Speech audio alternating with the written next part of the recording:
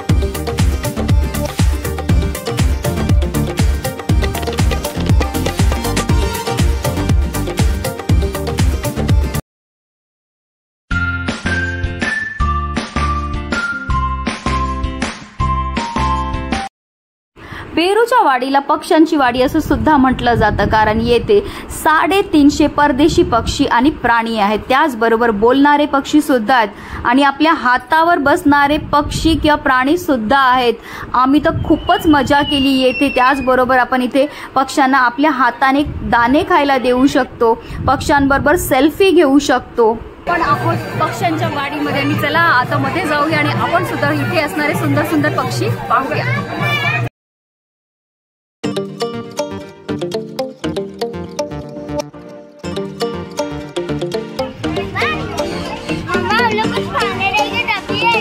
हाँ, बनी है ना ये।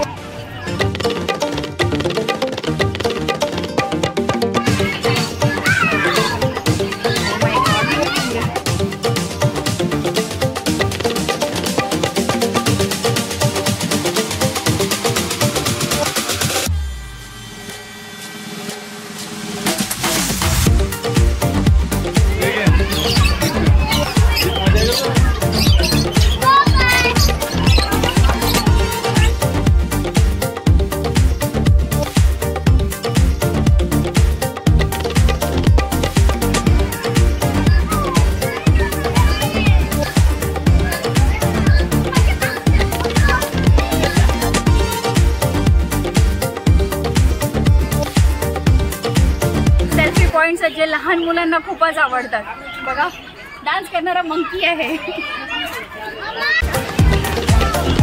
आता बघा इथे असा सुंदर सेट मिळेल तुम्हाला सेल्फी काढण्याकरता।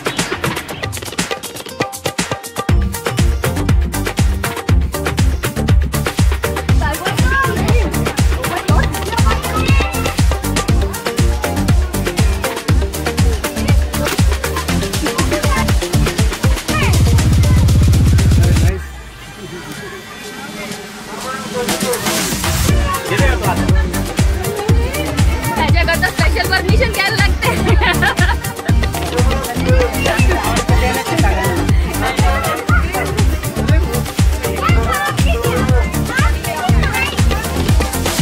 थँक्यू।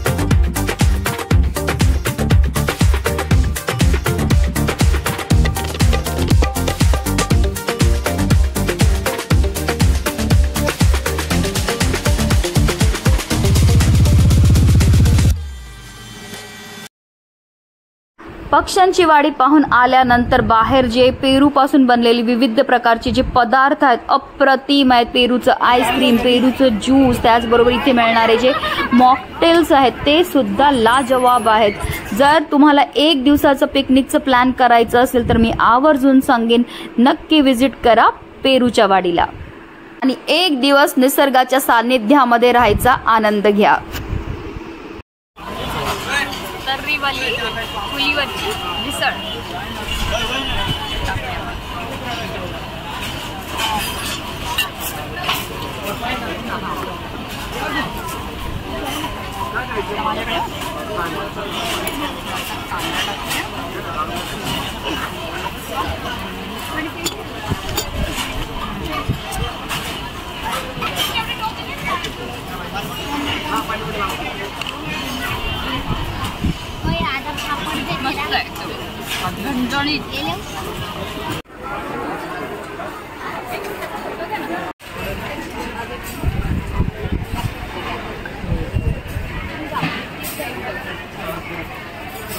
पेरूची लस्सी आहे बघा. वरती भरपूर प्रमाणामध्ये ह्याच्यामध्ये ड्रायफ्रुट्स टाकलेले आहेत आणि एकदम क्रीमी अशी ही लस्सी आहे.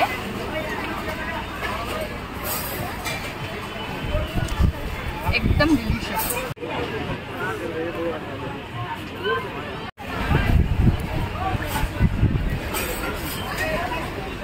पेरूचं ज्यूस आहे हे.